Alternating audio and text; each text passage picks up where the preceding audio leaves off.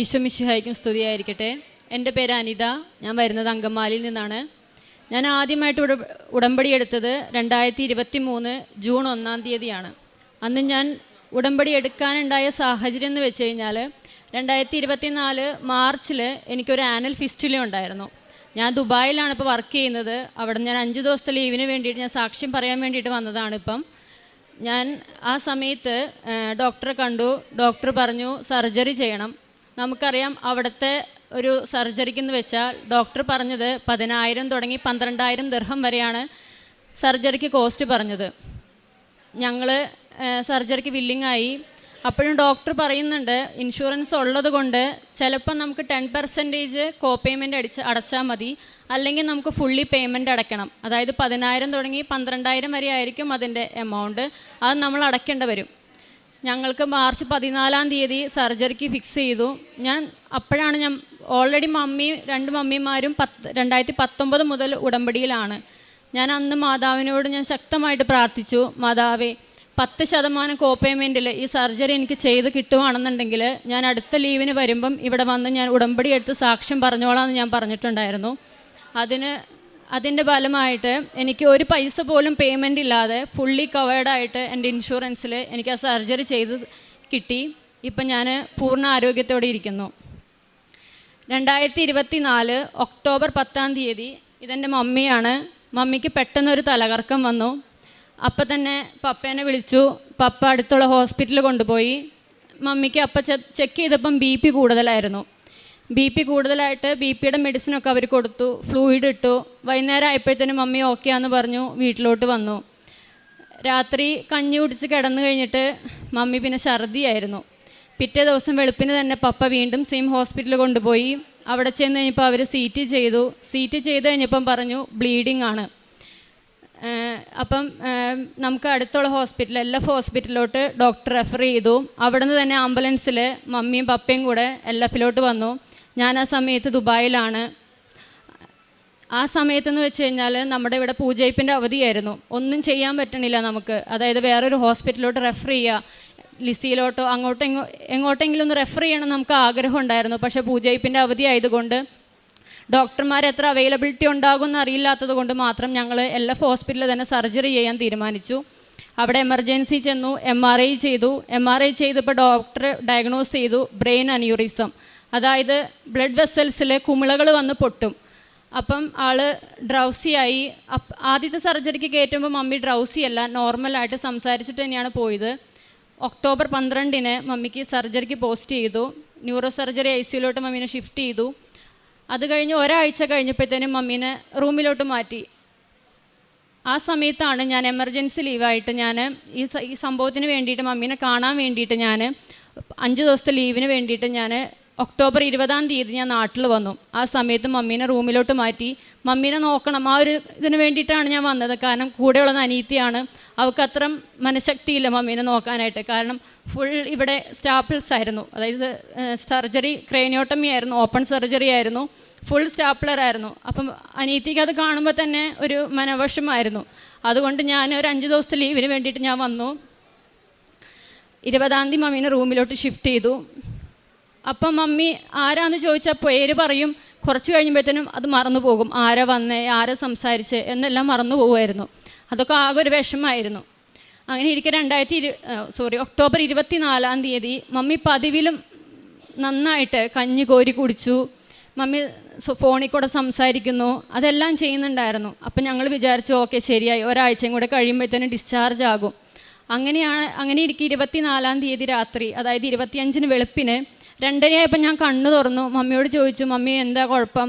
Mummy പറഞ്ഞു, നീ എന്നെ നോക്കിയിരിക്കുവാണോ, നീ കിടന്ന് ഉറങ്ങുന്നു പറഞ്ഞു. അപ്പം ഞാനൊന്ന് മയങ്ങിപ്പോയി. 3:15 ഞാൻ മമ്മീനെ നോക്കുമ്പം മമ്മി അനങ്ങണില്ല.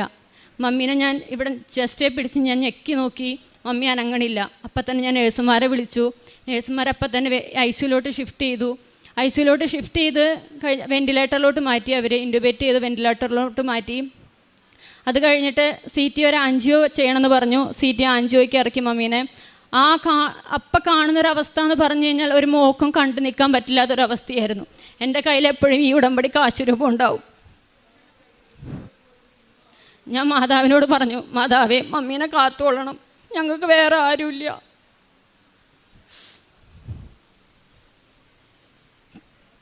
CT ആൻജിയോ ചെയ്തു. പഴയ സർജറി ചെയ്തതിൻ്റെ താഴെ വീണ്ടും ബ്ലീഡിങ് ആയി, ബ്ലഡ് വെസൽ പൊട്ടി വീണ്ടും ബ്ലീഡിങ് ആയി. അപ്പം ആൾ വീണ്ടും ഒരു എന്താ പറയുക, ഒരു മരിച്ചൊരവസ്ഥയിലായിരുന്നു മമ്മീനെ ഞങ്ങളന്ന് കാണുന്ന സമയത്ത്. അത് കഴിഞ്ഞിട്ട് വീണ്ടും ഒക്ടോബർ 25 ഡോക്ടർ ICUലോട്ട് ഷിഫ്റ്റ് ചെയ്തായിരുന്നു. വെന്റിലേറ്ററിലായിരുന്നു. വൈകുന്നേരം ആയപ്പോഴത്തേനും CT ആൻജിയോ കഴിഞ്ഞ് കഴിഞ്ഞപ്പോൾ ഡോക്ടർ പറഞ്ഞായിരുന്നു, നമുക്ക് മമ്മിക്ക് എന്തെങ്കിലും ഒരു അനക്കം ഉണ്ടെങ്കിൽ മാത്രം രണ്ടാമത് സർജറി ചെയ്തിട്ട് ഒരു കാര്യമുള്ളൂ.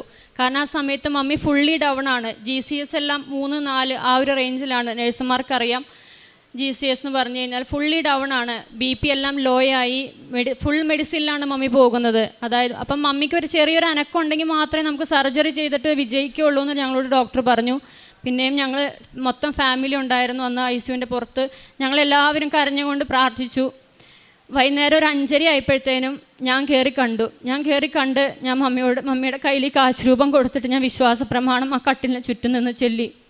6 മണിയായപ്പോഴത്തേനും മമ്മിക്ക് താഴെ റൂമുണ്ടായിരുന്നു. ആ റൂം വെക്കേറ്റ് ചെയ്യാൻ വേണ്ടിയിട്ട് ഞങ്ങൾ മക്കൾ 3 പേരാണ്. മക്കൾ 3 പേരും താഴോട്ട് ചെന്നു. പപ്പ ICUവിൻ്റെ പുറത്തുണ്ടായിരുന്നു. പപ്പയോട് ഡോക്ടർ പറഞ്ഞു, പപ്പേനെ ഡോക്ടറെ വിളിപ്പിച്ചു. ഞങ്ങളപ്പം തന്നെ പപ്പ വിളിച്ചുകൊണ്ട് പറഞ്ഞു, വേഗം വാ, ഡോക്ടർ വിളിക്കുന്നുണ്ട് എന്ന് പറഞ്ഞു.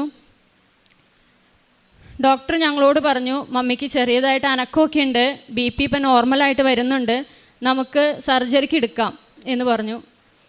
9:15 സർജറി, അതായത് രാത്രി 9:15 സർജറി ഫിക്സ് ചെയ്തു. 6 മണിക്കൂർ നീണ്ട സർജറി ആയിരുന്നു. ആ സമയത്തെല്ലാം ഞങ്ങൾ ഡോക്ടറിന് വേണ്ടിയിട്ട് പ്രാർത്ഥിച്ചു, പ്രത്യേകമായിട്ട് ഡോക്ടറിൻ്റെ കരങ്ങളിൽ. കാരണം ആ സമയത്ത് ഒരു ഉറക്കത്തിൻ്റെ സമയമാണ് എല്ലാവരും.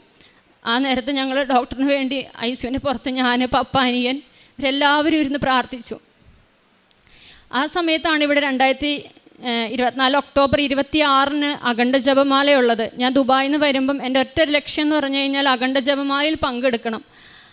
അങ്ങനെ അഖണ്ഡ ജപമാലയ്ക്ക് ഞങ്ങൾ വരണം എന്ന് വിചാരിച്ചിരുന്നു. അപ്പോഴാണ് മമ്മിക്ക് ഇങ്ങനെ വയ്യാണ്ടായത്. അപ്പോൾ 2 മനസ്സായിട്ട് ഞാൻ നിൽക്കുന്നത്, എന്ത് ചെയ്യും, മമ്മീനെ ICUവിലിട്ടുണ്ട്, ഞങ്ങൾ ഇവിടെ ആലപ്പുഴ വന്നു കഴിഞ്ഞാൽ വീട്ടുകാരെന്ത് പറയും, ആ ഒരു ഇതായിരുന്നു. എപ്പോഴും ഞാൻ എൻ്റെ അനിയനോട് പറയുമായിരുന്നു, മോനെ നമുക്ക് കൃപാസനത്തിൽ പോണോട്ടോ എന്ന് പറയും. അപ്പോൾ അവൻ പറയും എന്ന് പറയും. വൈകുന്നേരം ആയപ്പോൾ മമ്മിക്ക് ഇങ്ങനെ അനക്കമുണ്ട്, സർജറിക്ക് പോസ്റ്റ് ചെയ്തു എന്ന് ഞാൻ പറഞ്ഞു. ഡോക്ടർ പറഞ്ഞപ്പോൾ ഞാൻ പറഞ്ഞു, മോനെ നമുക്ക് എന്തായാലും കൃപാസനത്തിൽ പോണോട്ടോ എന്ന് പറഞ്ഞു. അപ്പോഴും അവൻ വിചാരിക്കുന്നത് ഇവിടെ വന്ന് പ്രാർത്ഥിച്ചിട്ട് പോവാം എന്നുള്ള രീതിയിലാണ് അവൻ പറഞ്ഞത്. ഓക്കെ പറഞ്ഞു. 9:15 കയറ്റിയ സർജറി 2:15, അതായത് 26 വെളുപ്പിന് 2:15 സർജറി കഴിഞ്ഞ് ഡോക്ടർ മമ്മീനെ പുറത്തോട്ട് ഇറക്കുന്നത്. പപ്പേനെ ICUവിൻ്റെ പുറത്ത് നിർത്തിയിട്ട് മമ്മി ICUവിൻ്റെ അകത്ത്, ഞാനും എൻ്റെ അനിയനും കൂടെ അവിടെ നിന്ന് ഇങ്ങോട്ടേക്ക് വണ്ടി കയറി. 4 മണിക്ക് ഞങ്ങൾ KSRTCക്ക് ഇവിടെ വന്നു. ഞങ്ങൾക്ക് 8:15 ഇവിടെ എത്താൻ സാധിച്ചത്. ഞങ്ങൾ അങ്ങ് കുറച്ച് ദൂരെയാണ് വന്ന് ഇറങ്ങിയത്. അപ്പോഴാണ് അവന് മനസ്സിലാവുന്നത് ഇവിടെ വേറെ എന്തോ നടക്കുന്നതെന്ന്. അപ്പം ഞാൻ അവനോട് പറഞ്ഞു, മോനെ ഇവിടെ അഖണ്ഡ ജപമാലയാണ്, കുറേ നടക്കണം. അപ്പം അവൻ ചോദിച്ചു, എത്ര കിലോമീറ്റർ നടക്കണം? അപ്പം ഞാൻ പറഞ്ഞു, ഒരു 15-16 കിലോമീറ്റർ നടക്കണം.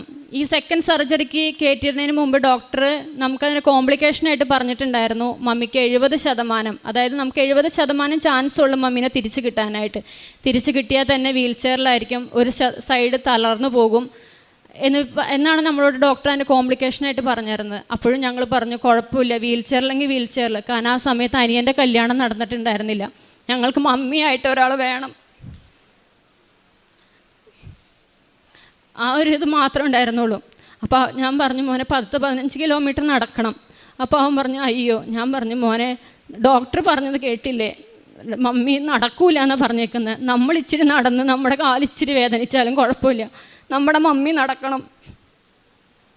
ഞാൻ അവനോട് അങ്ങനെ പറഞ്ഞു. ഞങ്ങൾ കൊന്ത ചൊല്ലി ഞങ്ങൾ ആർത്തുങ്കൽ വരെ നടന്നു, പ്രാർത്ഥിച്ചു. ഇടയ്ക്കൊക്കെ ആൻറ്റിമാർ വിളിക്കുന്നുണ്ട്. ആൻറ്റിമാർ വിളിച്ചിട്ട് പറഞ്ഞു, മമ്മി അനക്കൂല എന്ന് പറഞ്ഞ കാല് അനക്കിന്ന് പറഞ്ഞു.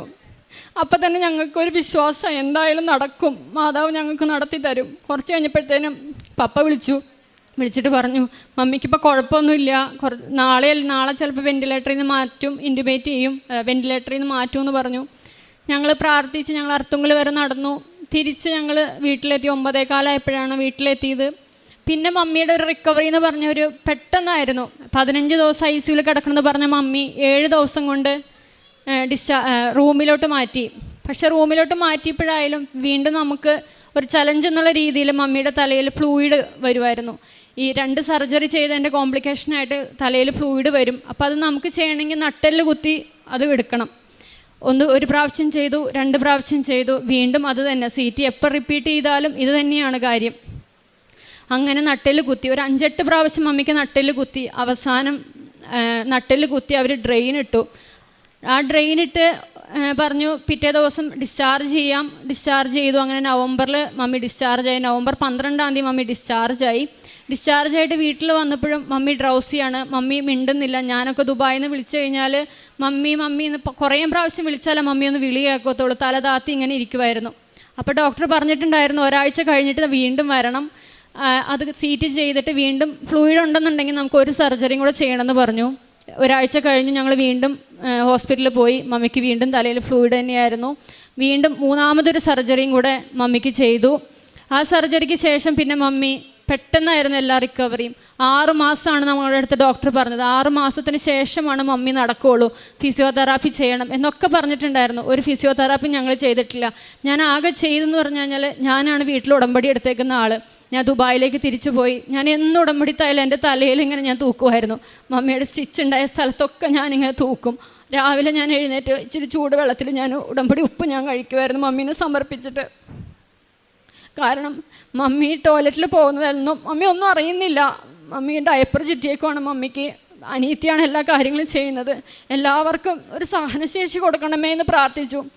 ഈ നിമിഷം ഞാൻ എൻ്റെ അനീത്തിനെ പ്രത്യേകമായിട്ട് ഞാൻ നന്ദി പറയുവാണ്. കാരണം അവളാണ് മമ്മീനെ ഇത്രയും ആക്കിയെടുത്തത്. കാരണം മമ്മീനെ പരിചരിച്ചതൊക്കെ അവളാണ്. അതിനുശേഷം ആൻറ്റിമാരായാലും എല്ലാവരും ഒത്തിരി സഹായങ്ങളായിരുന്നു നമുക്ക്. കാരണം അവൾ മാത്രമേ ഉണ്ടായിരുന്നുള്ളൂ. ഞാനും അനിയനും ദുബായിലാണ്, വേറെ ആരും ഇല്ലായിരുന്നു. ഫെബ്രുവരിയിൽ മമ്മി ഫുള്ളി ഓക്കെ ആയി എന്ന് പറഞ്ഞു. പിന്നെ ഞങ്ങൾക്കെന്ന് പറഞ്ഞു കഴിഞ്ഞാൽ അനിയൻ്റെ കല്യാണമായിരുന്നു. അനിയൻ്റെ കല്യാണത്തിന് എങ്ങനെയാവും, മമ്മി എങ്ങനെ നടക്കുമോ എന്നൊന്നും അറിയത്തില്ലായിരുന്നു. ആ സമയത്ത് ഈ മമ്മിക്ക് ഇതെല്ലാം നടക്കുന്ന സമയത്ത് അനിയൻ്റെ കല്യാണം ഉറപ്പിച്ച് വെച്ചിട്ടുണ്ടായിരുന്നു. വീട്ടുകാർ നമ്മൾ ഉറപ്പിച്ച് വെച്ചതാണ്. പക്ഷേ എന്ത് ചെയ്യും, കാരണം അനിയൻ്റെ കല്യാണം നടത്താൻ വേണ്ടി എടുത്ത് വെച്ച പൈസയാണ് മമ്മിക്ക് വേണ്ടിയിട്ട് ഞങ്ങൾ ചിലവാക്കിയത്. അപ്പോൾ അനിയൻ്റെ കല്യാണം നടക്കുമോ ഇല്ലയോ എന്നൊന്നും നമുക്കറിയത്തില്ല. എന്നിരുന്നാലും ദൈവത്തിൻ്റെ മാതാവിൻ്റെയും വലിയ അനുഗ്രഹം കൊണ്ട് അവൻ്റെ കല്യാണവും ഭംഗിയായിട്ട് ഞങ്ങൾക്ക് നടത്താൻ സാധിച്ചു. ഇന്ന് 6 മാസമായി. മിനിഞ്ഞാന്ന് ഡോക്ടറെ കാണാൻ പോയി. ഡോക്ടർ പറഞ്ഞു മിടുക്കിയായിട്ടിരിക്കണമല്ലോ മമ്മി എന്ന് പറഞ്ഞു. ഇപ്പം മെഡിസിനൊക്കെ കുറച്ചു. ആദ്യം 300 mg ഒക്കെ കഴിച്ചുകൊണ്ടിരുന്ന ടാബ്ലറ്റുകളൊക്കെ ഇപ്പം 100 mg ആക്കി. ഒത്തിരി മാറ്റങ്ങൾ ദൈവം ഞങ്ങളുടെ കുടുംബത്തിലേക്ക് തന്നിട്ടുണ്ടായിരുന്നു. ഞങ്ങൾക്ക് ഇന്ന് പിന്നെ വേറൊരു കാര്യം കൂടെ പറയാനുണ്ടായിരുന്നു. ഞാനിപ്പം 5 ദിവസത്തെ ലീവിന് വന്നെന്ന് ഞാൻ പറഞ്ഞല്ലോ. ആ ലീവിന് വരുന്നതിന് മുന്നേ ഞാനിങ്ങനെ പ്രാർത്ഥിച്ചു. എനിക്ക് വേണ്ടി ഈശോയ്ക്ക് എന്ത് കൊടുക്കാൻ പറ്റും, എനിക്കിവിടെ ഉടമ്പടി പുതുക്കണം, എനിക്ക് ഉടമ്പടി പുതുക്കി എനിക്ക് സാക്ഷ്യം പറയണം, അതിന് വേണ്ടിയിട്ട് എനിക്ക് ഈശോയ്ക്ക് എന്ത് കൊടുക്കാൻ പറ്റും. ഞാനൊരു തീരുമാനം എടുത്തു. 12 ദിവസം ഉപവസിച്ചു. ഈസ്റ്റർ കഴിഞ്ഞ് 21-ാം തീയതി മുതൽ ഞാൻ ഉപവസിച്ച് നോൺ വെജ് ഒന്നും കഴിച്ചിട്ടില്ല. വൈകുന്നേരം ചിലപ്പം ഡ്യൂട്ടി കഴിഞ്ഞ് വരുമ്പോഴായിരിക്കും ഞാൻ ഭക്ഷണം കഴിക്കുന്നത്. ഞാൻ ആ സമയത്ത് ഞാൻ എൻ്റെ ഡയറിയിൽ ഞാൻ എഴുതി വെച്ചൊരു 3 നിയോഗങ്ങളാണ്. എൻ്റെ പപ്പ, എൻ്റെ അനീത്തി, മമ്മി, എൻ്റെ നാത്തുംകുട്ടി, അവരെല്ലാവരും ഈ കൃപാസനത്തിൽ വരണമെന്ന് ഞാൻ ഡയറിയിൽ എഴുതി വെച്ചിട്ടുണ്ടായിരുന്നു. 2ാമത്തെ നിയോഗമായിട്ട് എനിക്ക് മാതാവിനെ കിട്ടണം. മാതാവിനെ കിട്ടി എൻ്റെ എല്ലാ നിയോഗങ്ങളും നടക്കും എന്നൊരു വിശ്വാസമായിരുന്നു. എനിക്കിന്ന് മാതാവിനെ വഹിക്കാനുള്ളൊരു അനുഗ്രഹം മാതാവ് തന്നു. പിന്നെ 3ാമത്തെ എന്ന് പറഞ്ഞാൽ ഇവിടെ കയറി നിന്ന് സാക്ഷ്യം പറയണം. കാരണം പെട്ടെന്ന് വന്ന് സാക്ഷ്യം പറയാൻ പറ്റുമെന്നൊന്നും നമുക്കറിയത്തില്ല. ആ ഒരു 3 നിയോഗങ്ങൾക്ക് വേണ്ടിയിട്ട് 12 ദിവസമായി ഞാൻ ഉപവസിക്കുന്നു. ഞാനിപ്പോഴും ഉപവാസത്തിലാണ്. ഇത്രയും തന്ന മാതാവിനും ഈശോയ്ക്കും 1000 നന്ദി പറയുന്നു. പിന്നെ കാരുണ്യപ്രവർത്തികളായിട്ട് ഞങ്ങൾ ചെയ്തുകൊണ്ടിരുന്നത്, ഞാൻ 2024 ഡിസംബർ 24-ാം തീയതി ഞാൻ ഓൺലൈനായിട്ട് ഉടമ്പടി എടുത്തായിരുന്നു. കാരണം ഇവിടെ പിന്നെ വരാൻ പറ്റിയില്ലായിരുന്നു. അതിനുശേഷം ഞാൻ കാരുണ്യപ്രവൃത്തിയായിട്ട് ഞാൻ ചെയ്തുകൊണ്ടിരുന്നത് പരിചയത്തിലുള്ള ഇപ്പം ആരെങ്കിലും നാട്ടിലോട്ട് വരണം, മക്കൾക്ക് എന്തെങ്കിലും വാങ്ങിക്കണം, അവർക്ക് പൈസ ഇല്ല എന്ന് പറയുമ്പം ഞാൻ ഹസ്ബൻഡിനോട് പറയും നമുക്കേ മക്കളില്ല എന്തായാലും, അപ്പോൾ അവർക്ക് എന്തെങ്കിലും സാധനങ്ങൾ വാങ്ങിച്ചു കൊടുക്കണം. അതും പറഞ്ഞ് ഞങ്ങൾ അവർക്ക് എന്തെങ്കിലുമൊക്കെ വാങ്ങിച്ചു കൊടുക്കും. പിന്നെ സോഷ്യൽ മീഡിയയിൽ എന്തെങ്കിലുമൊക്കെ സഹായങ്ങളൊക്കെ ചോദിക്കുന്നവർക്ക് അങ്ങനെ കൊടുക്കും. പിന്നെ പ്രേക്ഷിത പ്രവർത്തനങ്ങളായിട്ട് ഞാൻ ചെയ്തുകൊണ്ടിരുന്നതെന്ന് പറഞ്ഞാൽ ഇവിടുത്തെ 5:30-ത്തെ ഡെയിലി ബ്രെഡ് അത് ഞങ്ങൾക്ക് അവിടെ 4 മണിക്കാണ്. 4 മണിക്ക് ഞങ്ങൾ എഴുന്നേക്കും. 4 മണിക്ക് എഴുന്നേറ്റ് ഡെയിലി ബ്രെഡ് കൂടും. അതിനുശേഷം ഞങ്ങളത് സ്റ്റാറ്റസായിട്ട് ഇടും. എല്ലാ ചൊവ്വാഴ്ചകളിലെയും ഉടമ്പടി ധ്യാനം ഓഫുള്ളപ്പോഴും നൈറ്റ് ഓഫ് ആയാലും എന്തായാലും ഞങ്ങളത് കൂടാൻ ശ്രമിക്കും. അതും സ്റ്റാറ്റസ് ഇടും.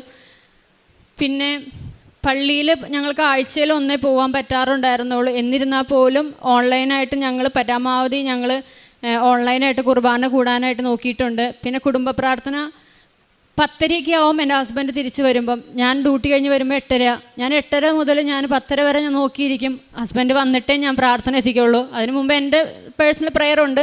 കുടുംബ പ്രാർത്ഥന എന്ന് പറഞ്ഞു കഴിഞ്ഞാൽ ഹസ്ബൻഡ് ഇപ്പോൾ 11 മണിക്കാണ് വരുന്നതെന്നുണ്ടെങ്കിലും ആ സമയം വരെ ഞാൻ നോക്കിയിരിക്കും ഉറങ്ങാണ്ട്. കുടുംബ പ്രാർത്ഥന 2 പേരും ഒരുമിച്ചിരുന്ന് ചെല്ലിയേ ഞങ്ങൾ കിടന്നുറങ്ങാറുള്ളൂ. ഇത്രയും അനുഗ്രഹങ്ങൾ ഞങ്ങളുടെ കുടുംബത്തിന് ചൊരിഞ്ഞ പരിശുദ്ധ അമ്മയ്ക്കും തിരുക്കുമാരനും 1000 നന്ദി. തന്നെ വിളിച്ചപേക്ഷിക്കുന്നവർക്ക്, ഹൃദയ പരമാർത്ഥതയോടെ വിളിച്ചപേക്ഷിക്കുന്നവർക്ക് കർത്താവ് സമീപസ്ഥനാണ്. തൻ്റെ ഭക്തരുടെ ആഗ്രഹം ഇവിടുന്ന് സഫലമാക്കുന്നു. അവിടുന്ന് അവരുടെ നിലവിളി കേട്ട് അവരെ രക്ഷിക്കുന്നു.